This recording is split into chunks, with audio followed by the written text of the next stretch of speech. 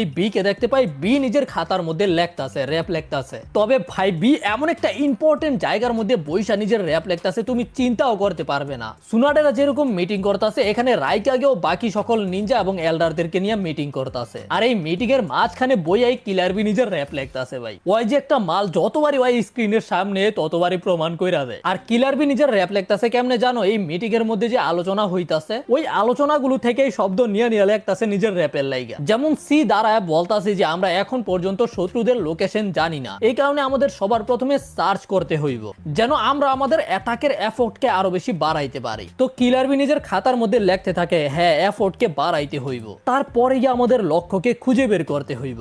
আর এর পরে যদি আমি এটার মধ্যে একটু মশলা অ্যাড করতে পারি তাইলেই হয়ে গেল আমার র‍্যাপ, ইউ নো ইট। আর কি সামে তো ভাই সামে হাডার ভিতরে শুইয়া শুইয়া অপেক্ষা করতেছে। আর এই হারামজাদায় মিটিং এর মধ্যে যত আলোচনা হইতাছে সব কিছুকে শূন্য ফেলছে। তার মানে হইতাছে কিসামে এখন হিডেন ক্লাউড ভিলেজের অনেকগুলো রহস্যকে জাইন্না ফেলছে। আর কিসামে এটা করতে পারছে কারণ হইতাছে কিলার বি একটা মাল।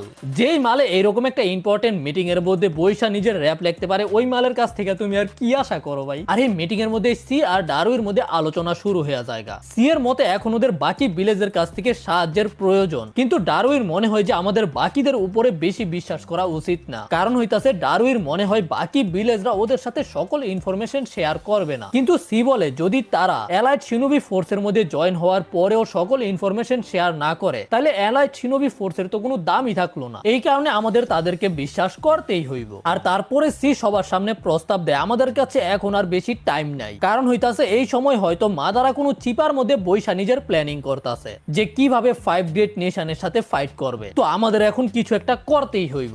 যেইটা শোনার পরে রাইকাগে অর্ডার দিয়া দেয় 3 দিনের মধ্যে যেন অ্যালাইড শিনোবি ফোর্সের সবাই এখানে হাজির হয়। তারপরে আবার সিন শিফট হয় লিভ ভিলেজের মিটিং এর মধ্যে, যেখানে সুনারে বলতাছিল খুব তাড়াতাড়ি আমি ভিলেজের সবার সামনেও ঘোষণা কইরা দিমু যে 4th গ্রেট নিনজা ওয়ার শুরু হইতে যাইতাছে। কিন্তু ভাই আমাদের সাকুরা আকামলি ট্র্যাশের তো এটা সম্পর্কে কোনো আইডিয়াই নাই। তখন সুনারে বইলা দেয় যে সাকুরা তুই শোনস নাই কারণ তুই আকামলি। মাদারা উচিহা যুদ্ধের ঘোষণা কইরা দিছে, কিন্তু এইবার 5 গ্রেট নেশন একে অপরের সাথে লড়াই করবে না, এইবার তারা একত্রিত হইয়া লড়াই করবে আকাশকির বিরুদ্ধে। আর আকাশকির কথা শোনার পরেই এই ডাস্টবিনের মাথার মধ্যে একটা চিন্তায় আসে, সেটা হইতাছে সাসকে। তার মানে এখন আমাদের সাসকের সাথেও ফাইট করতে হইব। তারপরে সুনাডে এদের সবাইকে সবচেয়ে ইম্পর্টেন্ট কথাটা কইয়া দেয়, সেটা হইতাছে এরা যেন নারুতোর উপরে কঠিন নজর রাখে। কারণ হইতাছে নারুতো যদি উল্টাপাল্টা কিছু করে তাইলে সবকিছু আকাশ ভরা তারা হইয়া যায়।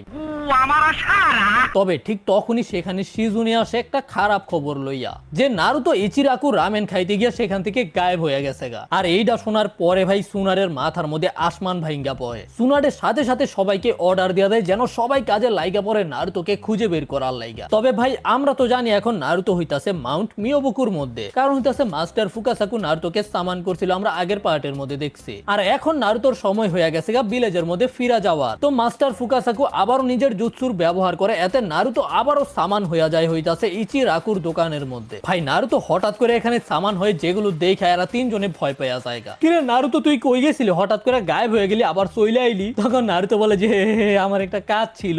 তবে নারুতোর পাশে দুইজন নিনজা বৈশা ছিল, তারা তো ভাই নারুতোকে নিজের সামনে দেখে একেবারে অবাক হয়ে গেছে গা। এখন নারুতো হইতাছে লিভ ভিলেজের হিরো আর একটা বিশাল বড় সেলিব্রিটি। ওরা দুজনে সবার প্রথমে বলে নারুতো তুই ভিলেজ থেকে গায়েব হয়ে গেছিস, এইটা জানতে পারার পরে সবার মাথা খারাপ হয়ে গেছে গা, পাগলের মতো তোকেই খুঁজতাছে। তবে ভাই এদের মধ্যে থেকে একজন নারুতোর কাছ থেকে অটোগ্রাফ চাইতে শুরু কইরা দেয়, তারপরে আরেকজন আছে ওয়ো নারুতোর কাছ থেকে অটোগ্রাফ চাইতে শুরু কইরা দেয়। ওরা তো নারুতোর কাছে মিনতি করতে থাকে, কিন্তু নারুতো ভাই একেবারেই অবাক, নারুতোর মুখ থেকে আর কোনো কথাই বের হয় না। নারুতোর মধ্যে সেলিব্রিটি বা প্রথম বাড়াইতেছে, এই কারণে নারুতো বুঝতে পারে না এখন কি করবে। যাই হোক, তবে তখন রামেন গাই বলে যে আচ্ছা ঠিক আছে তোরা দুজনে শান্ত হ, আগে ওকে খাইতে দে তারপরে তোরা অটোগ্রাফ নিস। আর নারুতো ভাই অনেক বেশি এক্সাইটেড ছিল রামেন খাওয়ার লেগে, বেচারা আগের বারও খাইতে পারে নাই। তো রামেন গাই আবারও নারুতোর সামনে একটা বল রাখে, আর নারুতো ভাই রে অনেক বেশি জোশে ছিল কারণ অনেকদিন পরে রামেন খাইবো। কিন্তু তখনই সেখানে আবার আকামলি চলে আসে, বেচারারে শান্তিতে খাইতেও দিত না ওরা। আর এই আকামলি নারুতোকে কান ধরে টানতে টানতে সেখান থেকে নিয়ে যায়। যাই হোক, এরপরে নারুতোকে নিয়ে যাওয়া হয় সুনাডের কাছে, আর নারুতো সুনাডেকে বইলা দেয় আমাকে সামান করছিল হইতাছে গ্রেট লর্ড এল্ডার। তখন শিকামারু বলে তো আমরা বিনা কারণে এত মাথা খারাপ করে তোকে খোঁজাখুঁজি শুরু করে দিছিলাম। তবে সুনাডের প্রশ্ন হইতাছে লর্ড ফুকাসাকু ওদেরকে এর আগেই জানাইলেই পারতো। কাকাশি বলে যাই হোক নারুতো তুই ঠিক আছিস, এইটাই যথেষ্ট। নারুতো বলে যে হ্যাঁ আমি ওকের থেকে অনেক ভালো আছি, হ্যাঁ আমরা সবাই খুশি, কিন্তু গ্রেট লর্ড এল্ডার তোকে সামান করছিল কেন এইটা বল আমাদেরকে। তখন নারুতো বইলা দেয় যে জায়ান্ট গ্র্যান্ড সেজ আমাকে একটা কিছু বলতে চাইতো, যেটা নাকি তার আরো একটা প্রফেসি, যেমন সে এর আগে জিরায়াকে বলছে ওইরকম প্রফেসি নাকি। তো গ্রেট লর্ড এল্ডার তোকে কি বলছে সেইটা বল। তো প্রথম নারুতো একটু জ্ঞান জ্ঞান করে, তারপরে গিয়া বলতে শুরু করে যে নারুতো নাকি একটা কুল রিসোর্টের মধ্যে যাইবো, যেখানে নারুতোর দেখা হইবে একটা অক্টোপাসের সাথে। আর অক্টোপাসের কথা শুনে ভাই পিছনে শিগামারু চেহারা বেঁকা হয়ে যায়। তার সাথে সাথে বাকিরাও কনফিউজ হয় কইতাছে কি। এরপরে নারুতো বলে যে ওই অক্টোপাস নাকি আমাকে সাহায্য করব। এই সম্পর্কে গ্রেট লর্ড এল্ডারও বেশি কিছু জানে না, এই কারণে সে বিস্তারিত বলতে পারে নাই। তাছাড়া সে আরেকটা কথা বলছে, আমার নাকি সাসকের সাথে ভবিষ্যতে লড়াই হইব। আর নারুতোর এইটা বলার পরেই সবাই একেবারে সিরিয়াস হয়ে যায়। নারুতো বলে যে এখন আমি রেডি হয়ে গেছি, এটার জন্য আমি অনেক আগে থেকেই প্রস্তুতি নিতাছিলাম, আর আপনারা আমাকে সাসকেকে হ্যান্ডেল করতে দেন। যাই হোক, এরপরে আমরা শিকামারুকে দেখতে পাই। শিকামারু আসমানের দিকে তাকায় রইছে, আর শিকামারুর সাথে হইতাছে চোজি। এরা দুজন এখানে নিজেদের বাড়ি বাড়ি আলোচনা করতাছিল। এখানে শিকামারু চোজিকে 4th গ্রেড নিনজা হওয়ার সম্পর্কে বলে। চোজি শিকামারুকে জিজ্ঞাসা করে শিকামারু কি ভয় পাইতাছে না। শিকামারু বলে যে হ্যাঁ আমি ভয় পাইতাছি, তুই চিন্তাও করতে পারবি না আমি কত বেশি ভয় পাইতাছি। কিন্তু এইবার আমরা যতই ভয় পাই না কেন, আমাদের যতই কষ্ট হোক না কেন, আমাদের শত্রু হইতাছে আক্কাসকি। ওদের মেম্বাররা এত বেশি স্কিল যে তাদের মধ্যে থেকে শুধুমাত্র একজন আমাদের বিলেতের 12টা বাজায় দিছে। আর তাদের যে লিডার আছে মাদারা, তার এবিলিটি পুরাই একটা মিস্ট্রি। আর